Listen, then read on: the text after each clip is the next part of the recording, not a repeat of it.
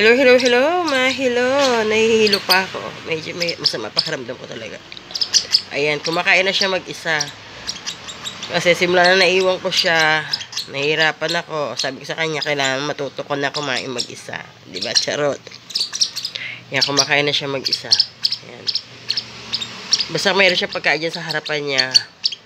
Ituturo ko sa kanya paano kumain mag-isa. Ayan, ganyan. Bibigyan ko, sabi ko, kumain na ka. Ha? Nakakaintindi ang alaga natin. Ayan. Basta ganyan. May vitamins ako nilagay dyan. Wala na siyang Cerelac, so oatmeal na lang binigay ko. Pero bibili pa tayo ng Cerelac. Yan mo ng kanyang pagkain. Kasi yun, yung talbos ng kamote talagang inangata niya na. Yan.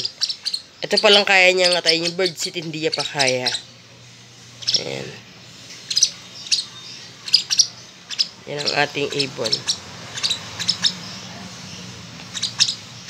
Mana siya sa tatay niya, oh. Ang ganda ng ano niya, ng balahim. Blue, light blue, saka gray. Yan.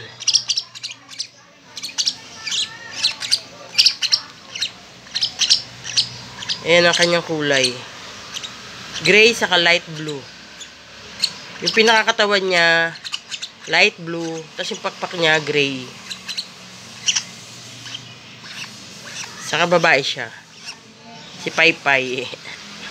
Kala ko siya si Poy. Yung pala siya si Pai Pai. Pai.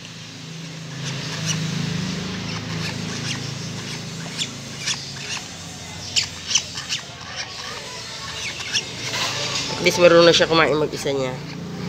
Kasi kailangan naabot niya yung ano, naabot niya yung pagkain.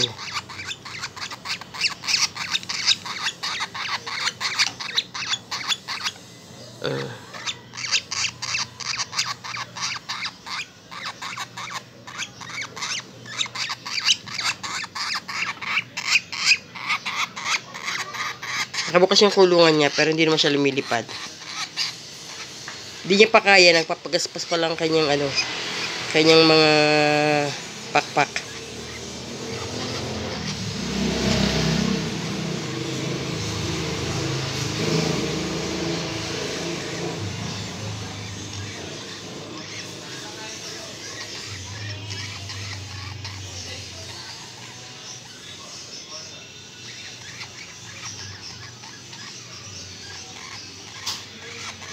Pai.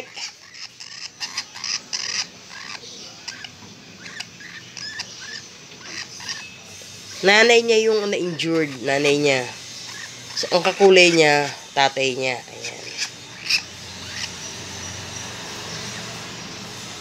Isasama ko siya ron pag ano niya, kaya niya na sarili niya. Sa ngayon, hindi pa. Pag hindi niya pa kayang kumain ng birdseed, ng mga dahon-dahon, vegetable, yan, dito muna siya. Yan, sobrang sa pakiramdam ko. Kasi naggagamot pa ako.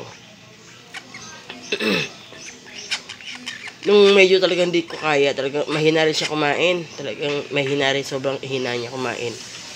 Nung naggagamot ako. Pero ngayon, okay na siya. Ayan, busog na kagad siya. Sige na, Pai. Bye-bye. Bye. Wala, gamot na siya. Pai, smile naman dyan. Pai. Pai. Bye.